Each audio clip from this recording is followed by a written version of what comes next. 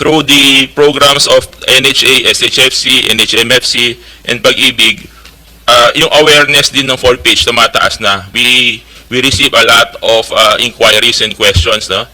In fact, yung housing summit sa Wednesday, no, October 23, nag-online registration kami. In just a few days na nag-register was 10,000 na ang gusto mag-participate dun sa housing summit. So the demand is there. So ang kailangan lang namin is to increase the appetite of the private sectors to participate, which already they committed around 250,000. No? Yung mga private developers, nag-commit na sila ng 250,000. They will produce until 2028. Now, ang kailangan natin tulong sa government side is yung government production. Ito ngayon yung NHA and SHFC through their community mortgage program. So, lahat po ng makukuha nating pondo from the national government, dito po papasok sa production ng NHA and SHFC through their community mortgage program. So, ito po ngayon ang 4PH. Thank you, Mr. Chair. Thank you, Secretary. So, can we go back to doon sa yung may green and red? So, ito yung sinasabi nyo kaninang na-cover lahat ng income deciles. That's correct, Mr. Chair. Before, yung last three po, yung low-rise building hanggang high-rise building lang yung modality natin. yes, yun yung naririnig ko before kasi na the program, well-intentioned yung programa, the program is also going to address partly the housing backlog or the shelter backlog. Pero ang tin-target lang niya yung higher income deciles, no? So yun yung design before. Dito po makikita natin sa slide nito yung single modality which is vertical. Ang kaya lang ng ano niyan is 6 income decile 6 pataas. So ang catered segment niya then was 5 and below, which we addressed by adding the other modalities: horizontal, rental, community mortgage, NHA programs, and the presidential proclamation. Dati low-rise building, di ba? Pasok siya sa low-rise building, yung before dating design. Yes, Mr. Chair. So pag low-rise siya, based on this matrix, it starts at income decile 6. Yes, Mr. So Chair. dapat ang income mo is 25,000 a month. Yes. No?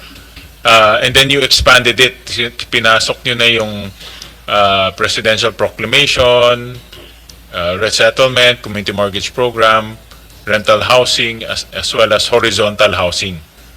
Yes, Mr. Chair.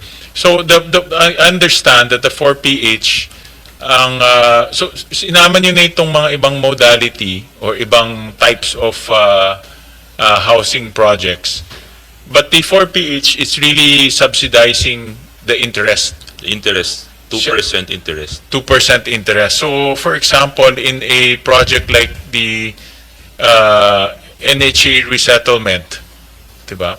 So, for example lang. Mr. Chair, the subsidy is only for those units to be produced by the private sector. Okay. Horizontal modality and vertical modality. Horizontal modality and vertical modality. Yung rental housing, community mortgage program, wala siyang interest. Wala po siyang interest subsidy. Kasi maliit lang yung binabayaran niya eh. Diba? May binabayaran pa rin siya, diba? Meron pa rin po. For example po, yung rental housing, ang model na ginagamit natin is the Disciplina Village. So we're trying to replicate that through NHA. Pero wala na siyang subsidy. Wala na po. Kasi subsidized na yan. Subsidized. Masyado Mababa na mababa. 200, 300 pesos. Itong buti nga ito, 800. tumaas eh. Sa amin, 300 pa yata eh. Yes, Mr. Chair. Pero Hindi na natin kaya ngayon 300. Hindi na kaya. Yeah, I don't agree with you. I don't agree with 300. In fact, sinasabi ko nga sa LGU, dapat taasan na yun eh. Dahil the 300 time ko pa yun. So, the CMP, Mr. Chair, is around 600 pesos on the average per month. okay. And that's already a subsidized amount eh. Yes. Correct. So the interest portion will only come sa horizontal housing and above. Yes. Everything that's produced by the private sector. Okay. So in other words, yung 4PH for the government produce, walang nangyari. Dati nang ganun siya, di ba? Dati po suspended. It was suspended for the first 3 years, yung community mortgage and presidential proclamation. Pero we tried to enhance Suspended in terms of production? in terms of implementation. It was suspended by the previous administration. Okay, okay. So walang pinuproduce kahit isa? Hindi pinroses yung mga CMP na nakalinya sana. Okay. Is there any reason for that? The intention then was of the former secretary was to really clear areas, no? I-clear niya yung areas ng ng ISF, then build vertical structures. But it did not materialize. So the intention was urban renewal talaga during that time. Pero saan mo dadalhin yung mga nakatira sa Yun ISF? ang naging problema, one is yung land and affordability. Kasi hindi naman po libre.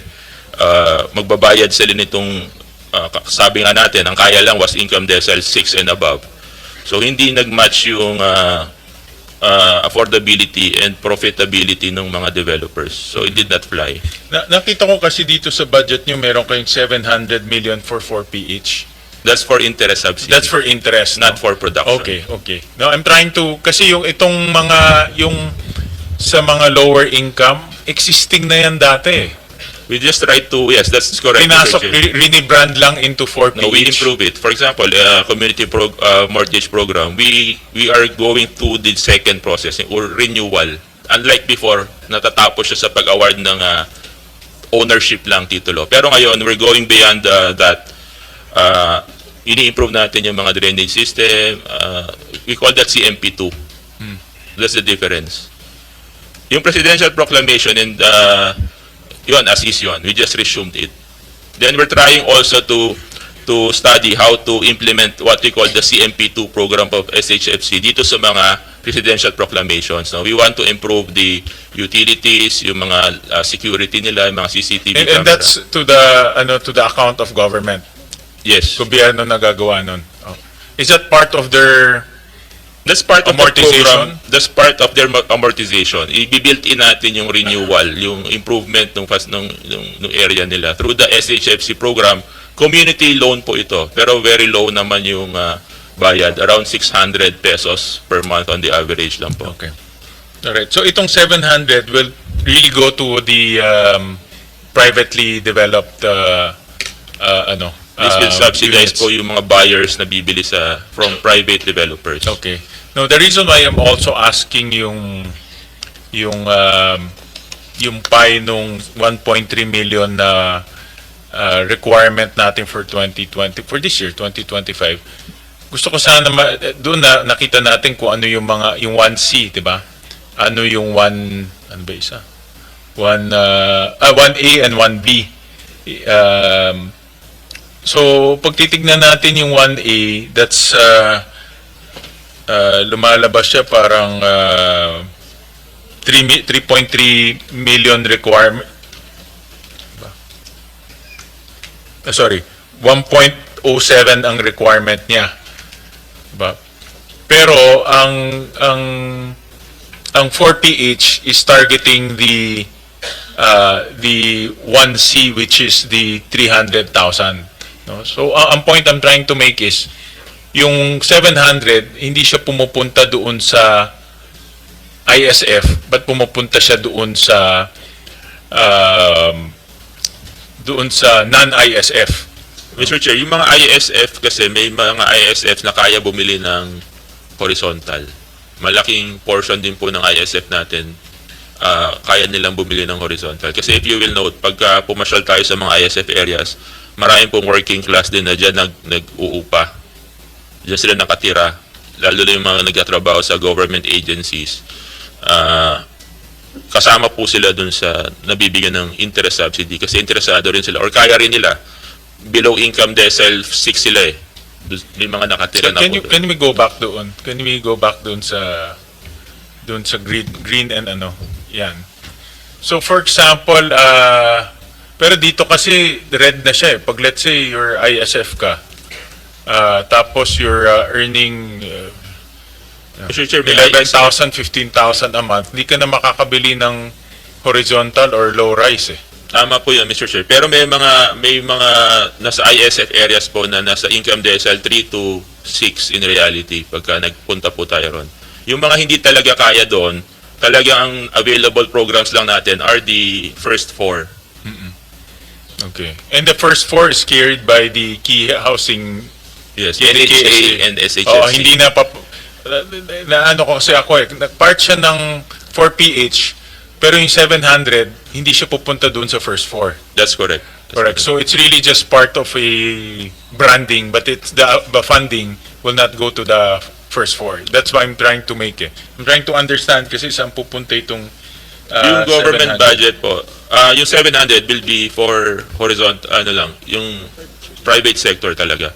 Okay. Yung GAA na for production, that will, for government produced houses, doon po pupunta doon talaga yung para sa mahihirap. Oo. And based on your I'm sure hindi kasha, no, dahil requirement yung nga 200 billion eh.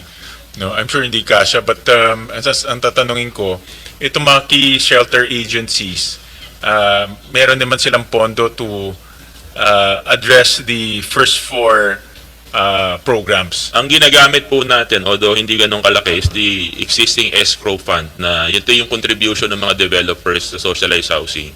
Like ito pong first 5 sites natin ng CMP through SHFC, ang nagpondo po dito is the escrow fund of the department.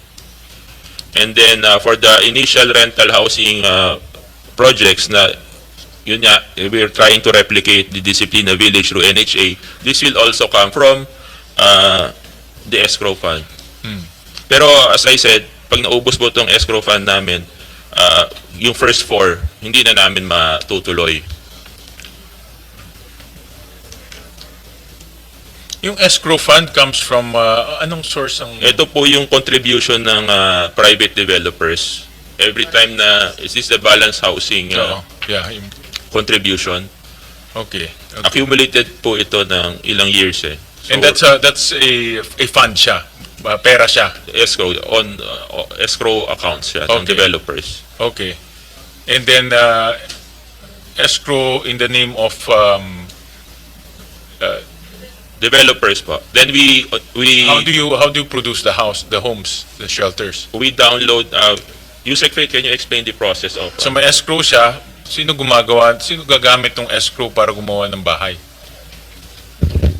For example po, for the 5 CMP projects that will benefit 925 beneficiaries na funded ng escrow, ang gagawin po namin doon, i-release namin yung escrow fund nila and then i-issue po namin siya sa SHFC so that SHFC can buy the land of those ISF occupying po yung land na bibilihin nila. Okay, but sino magpo-produce nung mga bahay? Since sa SHFC po, ito po yung sinasabi ni Sec. Aliling na tatawid siya ng CMP2. Since the CMP1 is land acquisition, CMP2 would be upgrading of their houses na andon na po. So on-site po ito, hindi po namin gagalawin yung bahay nila.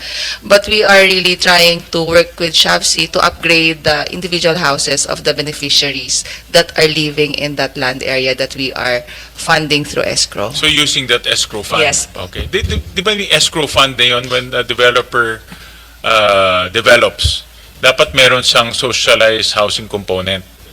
That's it po. The escrow fund is pursuant to originally RA 7279, which is the UDHA law, and was amended by RA 10884, the Balance Housing Program Development Program.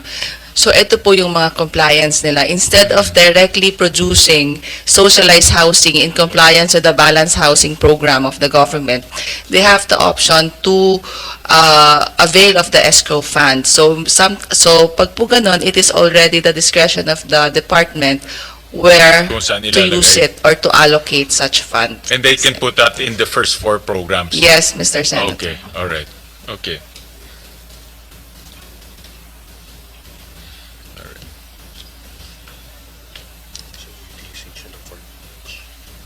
Hindi gumagalaw yung control.